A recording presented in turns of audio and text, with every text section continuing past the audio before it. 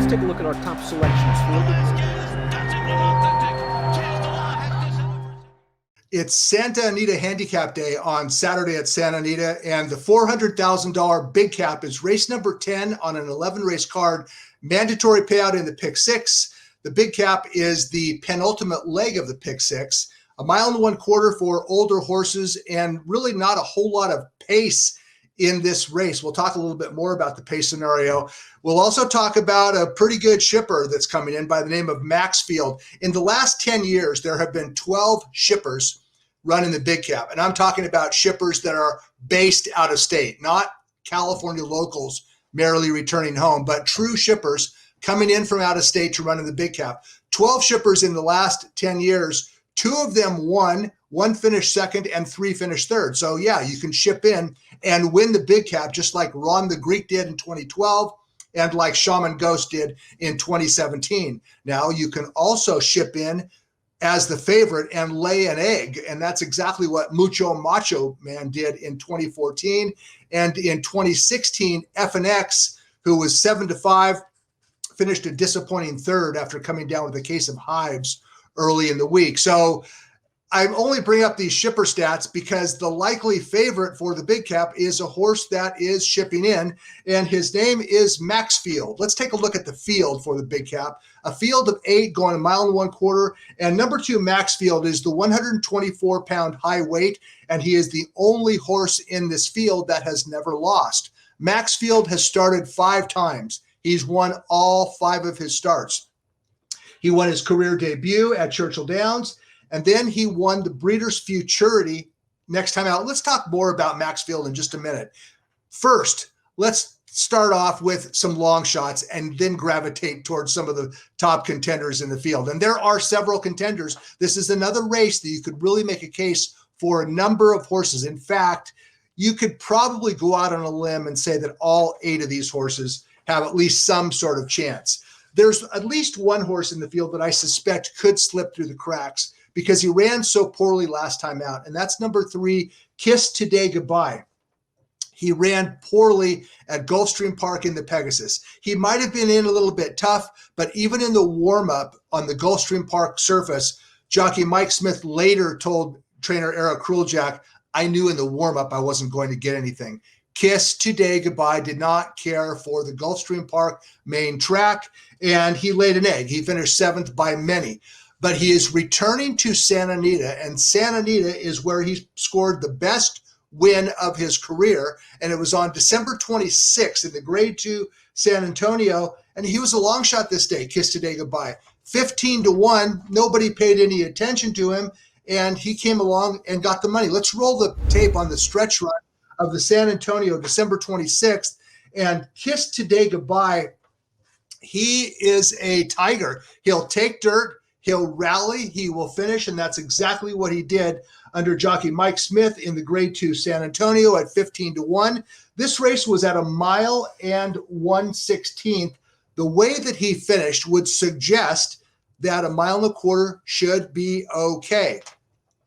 He might have been, I don't want to say lucky, but he took advantage of advantageous conditions because the runner-up in the San Antonio is a horse by the name of Idol. Idol is also in this race. And Idol, as a matter of fact, would come back and finish a troubled third. He's had a couple of messy rides so far this winter, Idol has. He gets a pivotal jockey change on Saturday to Joel Rosario. And Idol, who had trouble in the San Antonio and he had trouble in the San Pasquale, this time he'll be ridden by Rosario, and we're going to assume that he can stay out of trouble, and Idol will definitely be finishing, and so will Kiss Today Goodbye. Okay, let's talk a little bit about Maxfield because he is the high weight and the likely favorite. I'm not so sure that he deserves all the accolades that he has been receiving, and I say that in all due respect. He's 5 for 5. He's a Grade 1 winner. He's never lost. But if you take a closer look at his winter campaign at Fairgrounds, what did he do? He won a $75,000 stake, and then he came back and won a Grade 3 stake. He beat the same horse both times, a horse named Sonneman.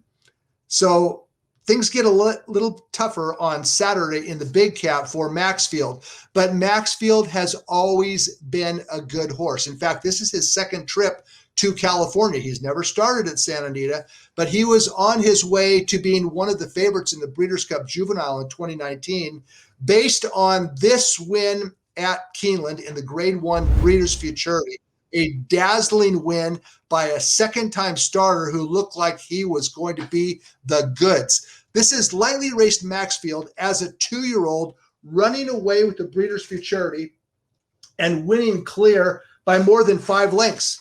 Off this race, he shipped out to California, was training for the Breeders' Cup Juvenile at Santa Anita in 2019. He pulled up bad one morning from a gallop, and he subsequently underwent surgery for a chip in an ankle. Well, he came back in spring and he won again. He won the Grade 3 Matt Win, an age-restricted race at Churchill Downs that he won by a length. Next thing you know, he's got a condylar injury and underwent surgery once again. He returned in winter at Fairgrounds. He won the Tenacious Stakes by more than 2 lengths, came back and won the Grade 3 Mineshaft in decisive fashion. Both those races were at Fairgrounds. Okay, now he's shipping to California to race over an unfamiliar racetrack. He's going 1.25 miles, having never gone beyond 1 mile and 1/16. He's carrying high weight and his odds are low. Even if he wins at 5-2, I'm going to say that Maxfield will be one of the most overbet horses on the Saturday card. The horse is good. I respect him. How can you not? But I don't want to bet on a horse shipping in from out of state, carrying high weight at a long distance with a reputation based largely on 2 wins against an unheralded allowance caliber horse by the name of Sonneman. So that's my spiel on Maxfield, and I probably put him right in the winner's circle. I actually picked him third just out of respect. Trainer Brendan Walsh believes that Maxfield is a better horse now at age 4 than he was at age 2. He should be. He's filled out. He's grown up. He actually looks like a very top-class racehorse, Maxfield does. Maybe he'll come in here and take care of the locals, because when you get right down to it, the locals are just okay. But there is at least a couple of locals that could give Maxfield a battle, including the horse down on the inside. And his name is Independence Hall.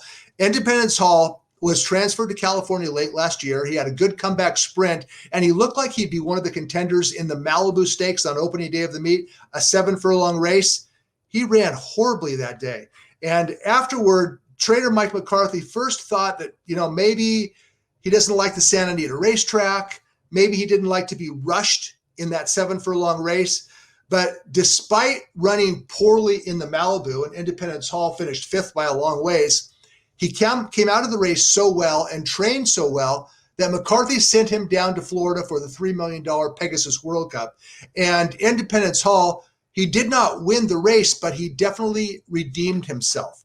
Let's take a look at the stretch run of the Pegasus World Cup, and Independence Hall got a great trip. Forwardly placed, saving every inch of ground. That's Nick's Go on the lead, dominating the race. Jesus' team, Jesus's team on the outside, comes to nail Independence Hall for second. But Independence Hall ran well to finish 3rd in a very lucrative race, and there were some good horses behind him that day. He got a perfect trip. He could get the same type of trip on Saturday in the big cap. He's drawn inside. He has tactical speed. He will be forwardly placed. He should be in the exact same position that he was in the Pegasus. Now, can Independence Hall get 1.25 miles? That's the main question. He's my second preference, only out of respect for the type of trip that he's going to get, respect for the stable, and he gets Flavian Pratt aboard. So Independence Hall will be in position to win. We're going to find out in the stretch if he can really stay 1.25 miles. My gut says that it is a huge question mark, but there is no question at all regarding the horse that I think is fairly rock solid. And that's number 5, Express Train.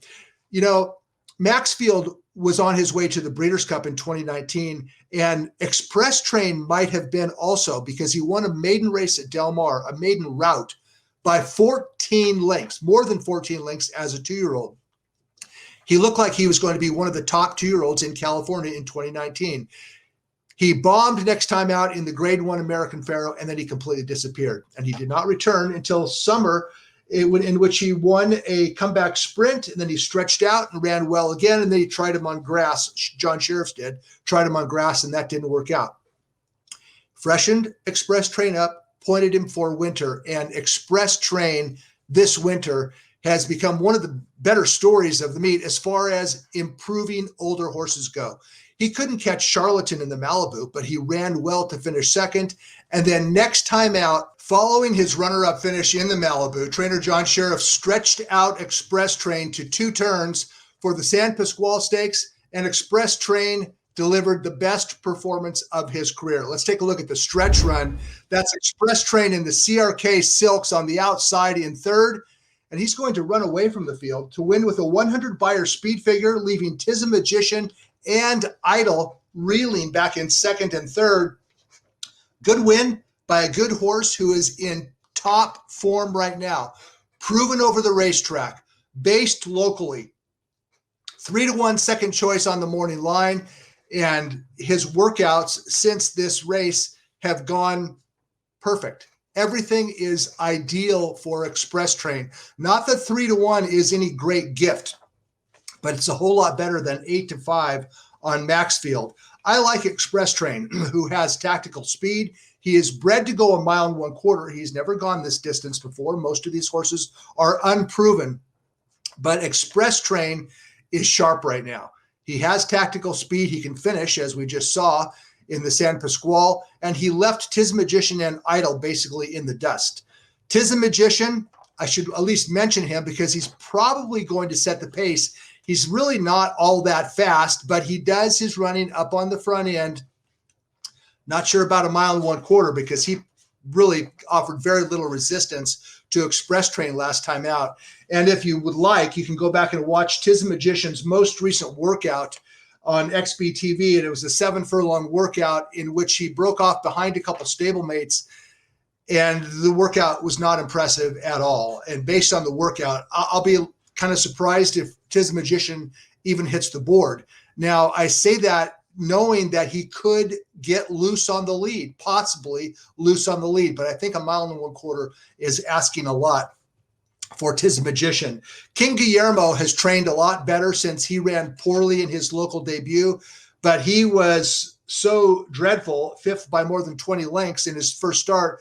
I have a hard time believing that he can improve that much and pop up and win the big cap. But if he is training better, doesn't it follow that he also could show a little bit more speed? And if he does, he's going to keep Tiz Magician honest up on the front end. Coastal Defense is adding blinkers. Tough one to make a case for. He is a non-winner. He is one other than allowance winner.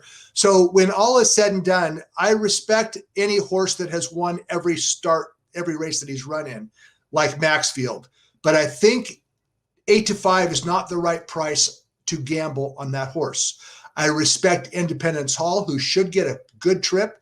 Not sure if he wants 1 1/4 miles, and I really do like Express Train to win the Santa Anita Handicap for trainer John Sheriff's, owners Lee and Susan Searing, and jockey Juan Hernandez. Express Train on top in the 2021 Big Cap, race 10, Saturday at Santa Anita.